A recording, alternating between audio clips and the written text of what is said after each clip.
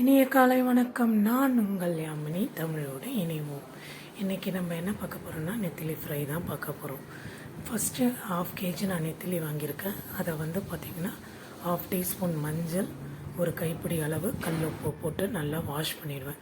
3 to 4 times நல்லா wash பண்ணிங்கன்னா தான் அந்த ஸ்மெல் போகும். போன பின்னாடி 1/2 டீஸ்பூன் மஞ்சள், 3 டீஸ்பூன் மிளகாய்த்தூள், 1/2 டீஸ்பூன் உப்பு போட்டு நல்லா மேக்னேட் பண்ணி வச்சுருங்க. நல்லா மிக்ஸ் பண்ணிவிட்டு ஒரு 1/2 hour 1 hour நல்லா அது ஊறட்டும். ஊறின பின்னாடி ஒரு வாணல் வச்சு தேவையான அளவு எண்ணெய் விட்டு அதில் மேக்னேட் பண்ணி வச்சுருக்கீங்களா அந்த நெத்திலியை ஒன்றோட ஒன்று ஒட்டாத மாதிரி வாணலில் போட்டு நல்லா டீப் ஃப்ரை பண்ணுங்கள்.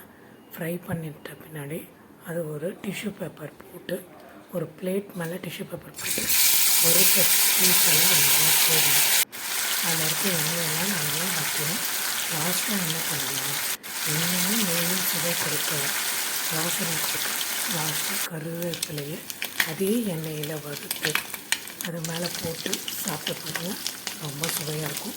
உங்களுக்கு இந்த வீடியோ பிடிச்சிருந்தால் லைக் பண்ணுங்கள், ஷேர் பண்ணுங்கள், சப்ஸ்கிரைப் பண்ணுங்கள். மறக்காமல் அவங்க சப்போர்ட் பண்ணுங்கள். இப்போ நம்மளுடைய நெத்திலி வறுவல் ரெடி.